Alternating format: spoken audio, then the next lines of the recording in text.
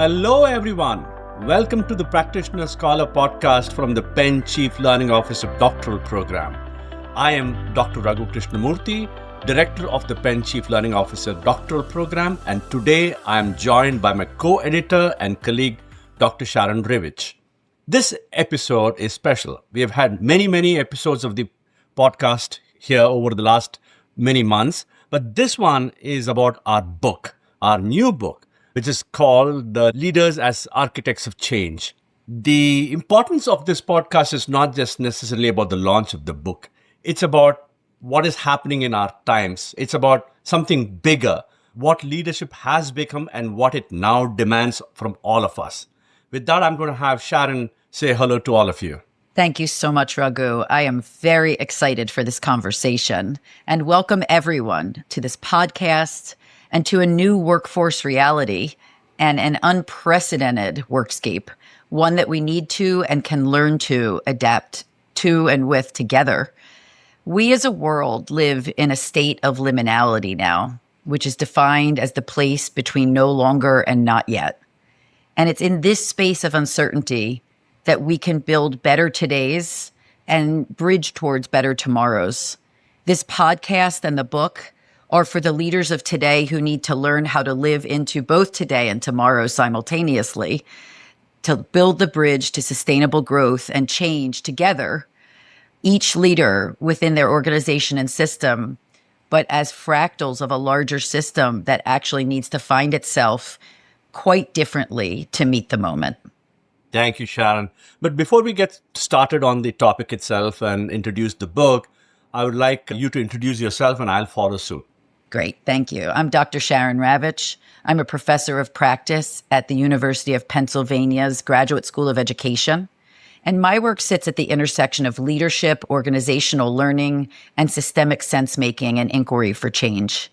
I've spent years, decades actually, helping leaders and organizations make sense of complexity, surface their own individual and organizational invisible logics, and build cultures in which people can think, speak, and grow both individually and together collectively. This book is really an extension of my lifelong work with leaders. It's a call to leaders, and it's a love note to leaders, telling them, we see you. We know how hard this moment is, how unpredictable and unprecedented being a leader is right now. And we know that you can use the moment and, in fact, leverage the moment and all of this change and uncertainty as a lever to up-tier yourself, your people, and your organization. And thank you, Sharon. I love the phrase, love note to the leaders. I love that. And I'm Dr. Raghu Krishnamoorthy. I direct the Penn Chief Learning Officer program, as I just mentioned. My background is very different from that of Dr. Ravitch. I spent nearly 4 decades in the corporate world. I was the Chief Learning Officer and subsequently the Chief Human Resources Officer for Fortune 10 company, retired as the head of HR for GE, after which I did my doctorate, and then I'm now leading the same program that I was a student of. And during the course of the last 45 years, I've been a real student of leadership and organizations. And this book is in many ways my pay back to the world about what I'm continuing to learn about leadership, change, and organizational dynamics. With that, let's jump into the book. I want to start with introducing the PennCLO a little bit because the book comes straight out of the program's spirit. Many of you may already know, and if you don't, the Penn Chief Learning Officer program is an executive doctoral program. But we don't think of it as a credential factory. The end point is not the doctorate. The end point is to make an impact in the world. So it is a transformation experience that we put our students through so that they're in effect able to transform the workplaces they are in. And that's why we call the Penn Chief Learning Officer program a mindset. It's not a title. I know many of you will say Chief Learning Officer is a job title. It's not a title. It's an occupational responsibility where we believe each person has to learn for himself to stay relevant and also make sure that they uplift everybody else with them so that together we're able to grow and make an impact in the world and make the world a better place to be. So it's not just about performing better, but it's about becoming better. That's the objective of the Penn Chief Learning Officer program. Sharon. Well, Thank you, Raghu. I feel everything, having been involved with this program for a decade and a half, I feel as a verb what you're saying, mindset as a verb. And that mindset is really about deep inquiry that's also efficient, right? The kinds of action inquiry we need to take as leaders of organizations. And it's about adaptivity and how inquiry fuels adaptivity, actually, right? Taking a moment of curiosity can yield an absolutely different decision-making process. So the mindset, it's a deeper logic in some ways, not just of what it means to run a business, but what it means to be human and what it means to be humans coming together in a workscape, in a workplace. And so for leaders, and that's everyone in the new workscape, that's one of the major points of our book, leaders can learn how to ask better questions and build better systems through, in fact, enacting and engaging with their own inquiry about matters of real importance to them.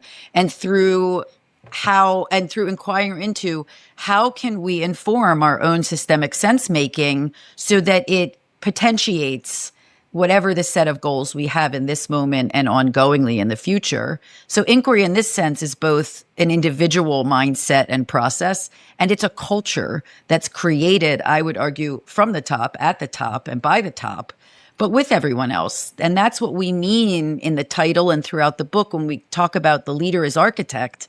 The leader is an architect of active inquiry, of inquiry that is disciplined for their own team, their own self, their own organization, and to potentiate whatever it is they're seeking to potentiate together in an ecosystem.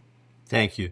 I love the phraseology of inquiry because that's exactly what we have done. We took a bunch of dissertations from some of our students over the last few years and looked at it through the lens of what leaders need right now. And these dissertations are really groundbreaking in many ways. And therefore, what we have done is we have taken the best, curated them into this book, and are now offering it up to the public, not just a way of showcasing what PennCLO program produces, but also making sure that people realize that our dissertations are for boardrooms, for business leaders, for the world at large, given the many crises the world is facing. So it's a very real, practical application of people who have done extensive world-class research on their topics. So now to the book. Sharon, why does this book matter right now? Well, I'm happy you asked, Raghu.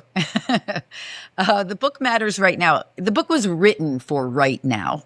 The book was written for leaders to meet this moment as change is exponentialized. And I think the book matters right now because leadership, as we've known it, was built really on a belief of predictability, that there are well-defined, four-cornered issues that have clear solutions that you can plan for, that you can just strategize for with out-of-the-box kinds of solutions. Ostensibly, that there was a blueprint that we could rely on as leaders, that leaders across sectors and industries could rely on, come what may. There was something they could pull out of a bag of tricks that would help them to meet the moment. And that is no longer real. And it's been a wake-up call for leaders of all sorts, businesses and organizations and systems of all sizes, that like the society around us, like life right now, the workscape and the workplace is fractured, right? There's been a schism. And the era of precedent has now been replaced by the era not just of change, but of rapid change. And rapid change that isn't announcing itself. It's just changing things. And so leaders really need to know how to adapt to rapid change itself proactively, right? There's responding to change. There's what we call resilience. And then there's prosilience, expecting change proactively and proactively shoring up, developing, identifying old logics that are constraining. Maybe they're individual, maybe they're team, maybe they're organizational or systemic, but replacing those logics with newer logics that are based in more of the kinds of growth mindsets that Carol Dweck and others, myself and Liza Herzog included, talk about mindsets that are adaptive for leaders, a humanizing mindset, an inquiry mindset, mindsets that really help leaders be their maximal solutionary selves that help them to be adaptive and that help them uplift everyone around them to be adaptive. And that means harnessing a set of logics and mindsets that help level up everyone together in ways that are efficient while also being humanizing. And why I'm talking about efficient and humanizing is that the pace of change is unpredictable. And that unpredictability is actually the only thing that we can predict right now. In our coaching and advising with leaders around the world, we're telling them the only thing you can predict, much like in the 2009 financial crisis, where Heifetz and Linsky created the notion of adapted leadership. Even more so now, change is exponentializing, and our book addresses this kind of exponentialization of change in terms of what does it mean in terms of growing forms of dissent and how to harness them, how to reframe and understand them better. AI, how do we prime our systems, uplift AI in ways that are also humanizing and person-centered? How do we engage complexity in the workplace? Different kinds of communication and collaboration in virtual and face-to-face spaces, and many other central aspects of leadership and leader knowledge and organizational development that the chapters in this book address from actual leader inquiries, leaders who are freeze framing their leadership because they're doctoral students, studying these issues in ways that are revolutionary and revelatory for leaders everywhere. The narrative has shifted, right? For a long time, we were all familiar with the word VUCA. Yes. But now the theoreticians are talking about moving to a world called BANE, which is brittle, anxious, nonlinear, incomprehensible. So you're absolutely right. The nature of change has changed in many ways, right? And that's exactly right. As you rightly pointed out, what we are trying to do in this book is not give leaders more pressure. That's exactly right. But to give them a new architecture of how to cope with it, right? Like the word you mentioned, prosilience. It's a new vocabulary we are trying to inculcate so that people think about this differently. Different mindset becomes applicable. Yeah, that's exactly right. So, well, I'll say one quick thing about that, this notion that the era of precedent is over and moving from VUCA, as you said, volatile, uncertain, complex, and ambiguous context into a BANE world, right? That the world itself is brittle, anxious, nonlinear, and incomprehensible means how does one address contexts that are changing in this kind of changing world? And I think the book says an architecture is not a prescriptive fix. It's a blueprint mindset, as you've said, Raghu. I really learned that sense from you, that term, that come what may, leaders can plan B, C, D, E, F it in ways that approach challenge and change with hardiness, with vision, and that in ways that bring everyone along to respond, not just to this moment, but to the next one, to the yet unknown. And it's possible. Leaders just need a new language, as you said, new logics and new frames of reference. And together, those things really help the development of new skills to meet the moment. And that's the goal of the book. Yeah, exactly. Let's talk about the title, because we consciously use the word architect, leaders as architects of change. When you hear the word architect, because you authored this word for the book, what do you want leaders to feel? I love that question. Thank you. Well, first, as you and I talked about, and this was an insight that you really brought that was so helpful, a leader is an architect with others, right? The leader is the lead architect. They're not the only architect, because part of what we're arguing is architecture is relational in these environments. And so, leadership is design. And that's the biggest thing we're arguing. People love design thinking. Leaders love design thinking, I think, in some ways because they're doing it every day. Leadership is design. It's emergent design to meet the moment. And so architects create the conditions that can hold people and purpose even through times of disruption.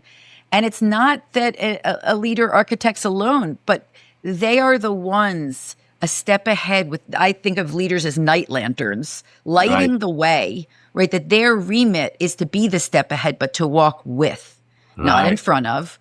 And so it's the leaders that need to advance responses and prosilience And the adaptive leader knows that it's those closest to the phenomenon that need to really help understand how to meet the moment.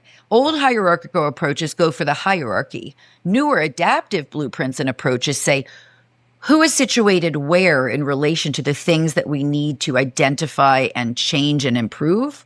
And let's identify that set of people. Let's be adaptive, come together and be solutionary, because there's always more to do. So the leaders in this book are offering their own well-tried strategies and their own visions for how they are responding differently to the emergent needs and the emergent possibilities and the emergent constraints that present themselves every day and every year. So that's about the backdrop to the book, right? Now let's go into the book itself. Based on what we just spoke about over the last few minutes, the book has a very clear structure. There are two parts to it. Part one is laying the foundation, and part two is designing systems of strength and connection. Right? And that's what you mentioned. How do you take everybody with you? Exactly. So we go from the world we are in, and right now everybody is very hyper conscious of the poly crisis that we are facing, to what leaders must build and what systems an organization must be redesigned. So that's the narrative arc of the book, right? Right. The world we live in, what leaders must build, what systems must organizations redesign. And that's how what we have done is taken the best of the dissertations that speak to these topics and put it together. Sharon, I want you to take the lead from here. Walk us through the chapters and what they then amplify in terms of the messaging we just shared with the audience. Thank you, Raghu. I just also want to reinforce a term you just used, polycrisis. Mm-hmm. That really does start to get at the complexity and layeredness of the multi-headed crises that leaders are facing. And I'm so excited to discuss these chapters. They're really a gift to leaders and organizations. And it's rare is that leaders in their stride, in their full stride of practice, can even or do even choose to take this kind of time to study the live pressures that emerge from their workplaces. And the authors in this book, their rigor led us to want to write this book, because it's groundbreaking to have scholar practitioners researching into their leadership practice, framing it in leading edge theories around organizations and systems and leaders. So it's my delight. I will now walk you through these chapters. And the first one is Leading in Flux by Oscar Arias. And this, Oscar, it's a beautiful chapter. Oscar frames the environment we find ourselves in now as leaders. And he makes the argument that leaders have to become architects of adaptability over everything. One of the clearest lines he shares with us is, organizations must become intentional architects of adaptability. And around this concept, which he deconstructs and really helps leaders understand through the examples he shares in the chapter, he introduces the concepts of anti-fragility, which I think is one of the more important concepts of this time, a time of polyfragility, one might argue. And he's offering an antidote, a blueprint out of that, out of being fragile. And part of that is learning agility. Part of that is creating psychological safety.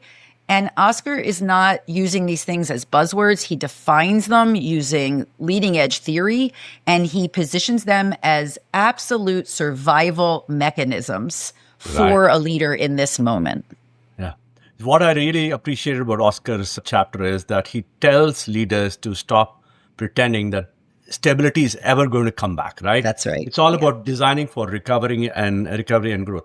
Oscar, by the way, is the founder of Turnaround Training and Technologies.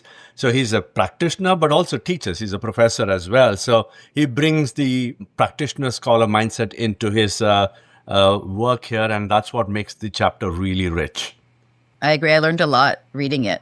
And he really talks about what we mentioned earlier, moving in a Bonnie world, moving from this notion of VUCA contexts into understanding what does the context in the world mean, the VUCA context in the Bonnie world. The next chapter is Bridie Fanning, and it's Leadership in the Age of AI, Artificial Intelligence. And this chapter is enormously important and a tremendous contribution to the industrial moment with AI because it treats AI as a leadership and systems challenge, not a tech upgrade.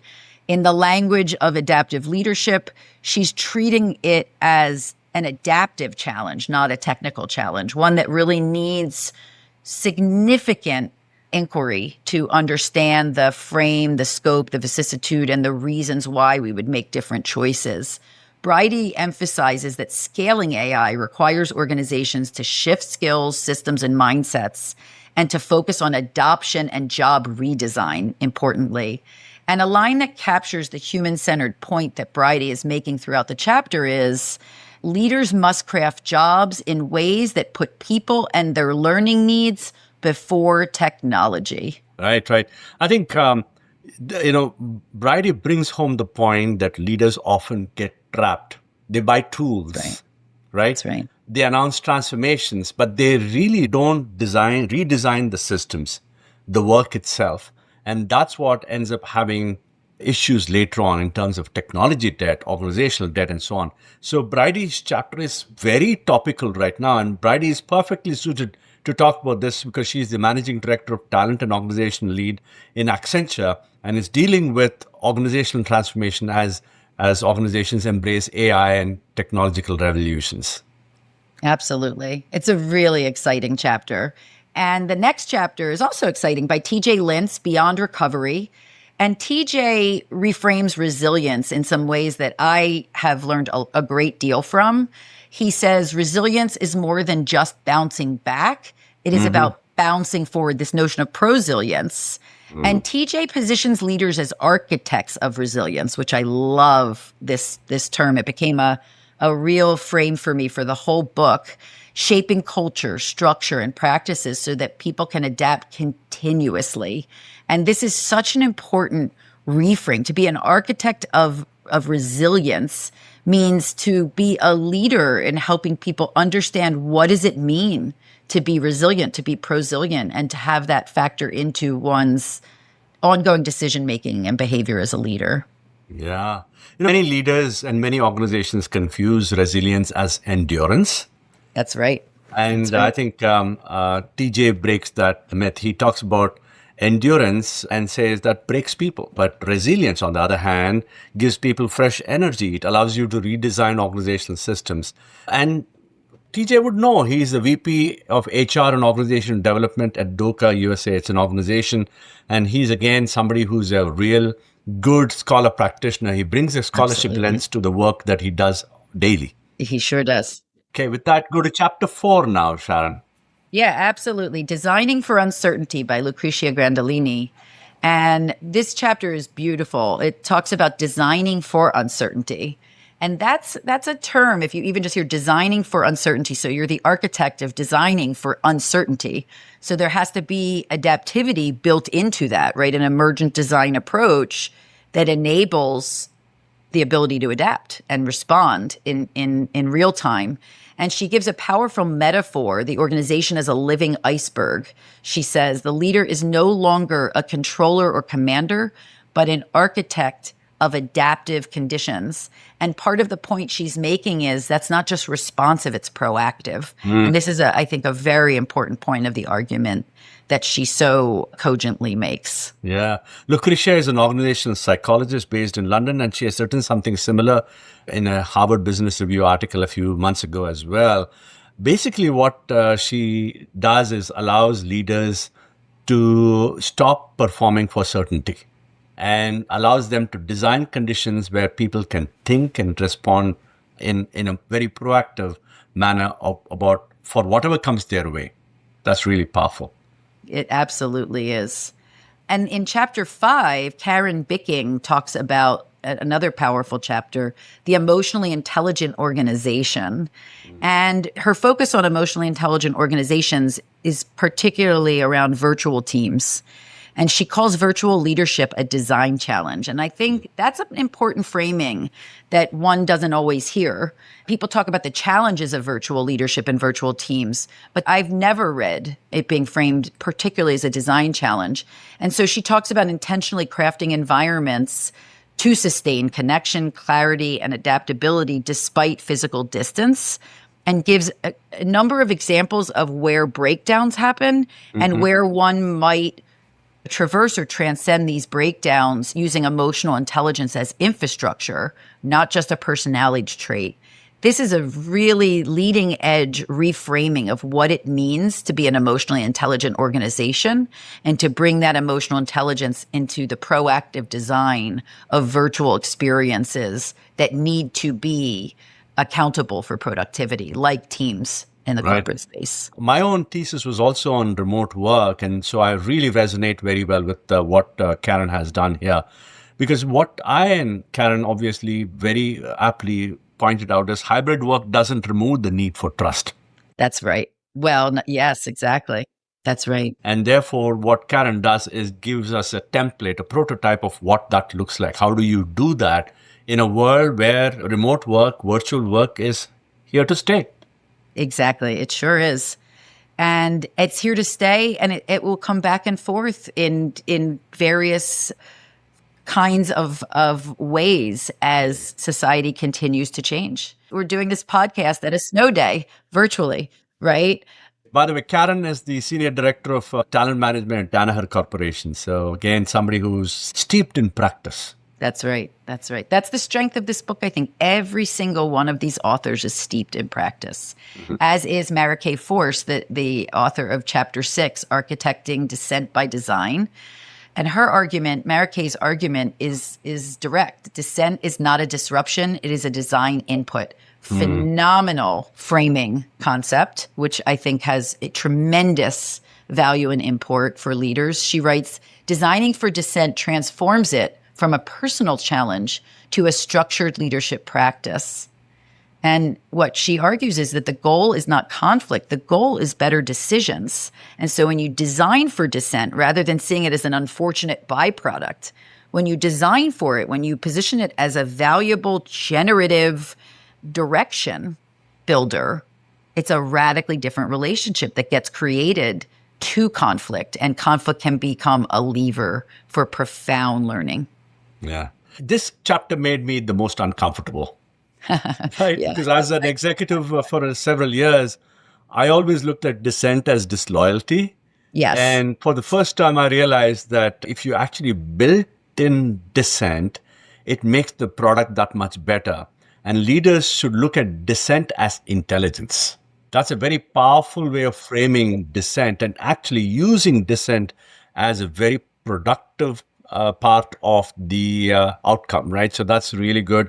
And Mary Kay should know better because she's been a leadership coach for a long time and has been successful in helping leaders manage the dimensionality of dissent as part of their skill set. Absolutely. Well said. Well said. And Chapter 7, our final leader-authored chapter by Philip Ellis, Leaders as Architects of Collaboration. And Philip talks about collaboration and framing it not as a fixed process, but as a continuous experiment, a practice. He writes, collaboration is not a fixed process, but a continuous experiment. And in that, what he means is each time we engage collaboration, we don't just assume it's good and move on. We look at it, we deconstruct, we see what was the strategy here? How did it play out? And in this, we distinguish, and Philip distinguishes between leader emergence and leader effectiveness. He shows why dialogue, structure, and shared purpose matter, why they matter to collaboration, and why they matter to how collaboration supports vision and objectives in the workplace. Right. He talks about collaboration as an operating system, something that's not optional anymore in a world where things are going crazy, where you have so many different things happening at the same time. To your point, you need to be adaptive, and adaptiveness comes only or becomes enhanced only when you have collaboration. So those are the 7 chapters, Sharon. I think these are all new ways of framing the agenda for the leader. Absolutely. If the leader listens to this episode and wants to buy the book, but before that wants to act on Monday morning, what should they do? First, I think you would say, they should stop asking, what should we do? And start asking, what should we redesign? Where is the leading edge? And how is it hidden underneath old logics? Logics constrain, but they can also break through constraints. And so I would say the first thing is to think about what logics are holding us back. Maybe they're individual logics, team logics, organizational logics. What are they? Maybe they're fixed logics. Maybe they're logics that are about hierarchy, but they're not going to help meet the moment. And so really looking through and indexing the ones that are no longer helpful and taking up ones that can help potentiate meeting this kind of a moment. The second, I would say, build one routine that makes dissent safe and useful starting now. What can make dissent safer and more useful, more cogent, more generative in your workplace? And that requires dialogue to figure that out, and inquiry. Right. And then third, invest in trust as infrastructure, especially in virtual and hybrid teams. Trust is infrastructure. And the leaders that are the most successful understand that as a baseline understanding of being a leader. Trust is everything. And I think that, I guess I would say to one final thing is the question of what do I need right now as a leader to help me meet this moment? When a leader asks themselves, what do I need to meet this moment? That in and of itself is a new logic, right? That sometimes we need new and different things. And we need to ask that. And we need to do some what we call backstage processing to become our most practiced selves in the workplace. And we do that backstage processing with advisors or trusted friends or a coach. And so what I would say is this book really helps leaders see what are the logics that they need to revise, update, and that framing really is everything.